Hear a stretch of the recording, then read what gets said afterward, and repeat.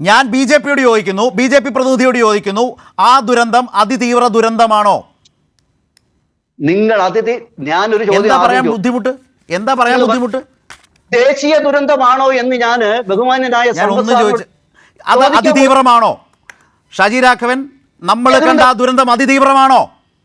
അത് ദേശീയ ദുരന്തമാണോ? നിങ്ങളോടാണ് എന്റെ ചോദ്യം. നിങ്ങൾ ഈ ചർച്ചയിൽ ആ ബി ജെ പി കാഴ്ചപ്പാട് പറയേണ്ടയാളാണ്, ബാധ്യതപ്പെട്ടയാളാണ്. വയനാട് മുണ്ടക്കൈ ചുരൽമല ദുരന്തം അതിതീവ്ര ദുരന്തമാണോ? ഇത് കേരളത്തെ തെറ്റിദ്ധരിപ്പിക്കുന്നത്. നിങ്ങൾ ഉത്തരം പറ സാറേ. നിങ്ങളോട് ചോദിച്ച ചോദ്യത്തിന് നിങ്ങൾക്ക് ഉത്തരമില്ലാന്ന് ഞാൻ എഴുതി വെച്ചോട്ടെ ഇവിടെ. ഞാൻ പറഞ്ഞതല്ല, നിങ്ങൾ അതിതീവ്ര ദുരന്തമാണോ? എന്റെ ചോദ്യം ഞാൻ വീണ്ടും ആവർത്തിക്കും. വേറെ ഒന്നും ഇനി ചർച്ച ഞാൻ ചോദിക്കില്ല. കേരളത്തിലെ ബി ജെ പി നേതാവിനോട് എനിക്ക് ചോദിക്കാനുള്ളത്, മോദി സർക്കാരിനെ ഞാൻ വിടുന്നു, ആ ദുരന്തം അതിതീവ്ര ദുരന്തമാണോ? നിങ്ങൾ പറഞ്ഞാൽ മതി. ഷാജി പറഞ്ഞാൽ മതി. ഷാജി ഇത് പറഞ്ഞിട്ട് ഇത് പറഞ്ഞാൽ മതി. ഷാജി രാഘവൻ ഇതാണ് പറയേണ്ടത്. അതിതീവ്ര ദുരന്തമാണോ? അതുകൊണ്ടാണ് ഞാൻ ചോദിച്ചത്. നിങ്ങൾക്ക് ഇത് ദേശീയ ദുരന്തമായി പ്രഖ്യാപിക്കാൻ സാധിക്കില്ല.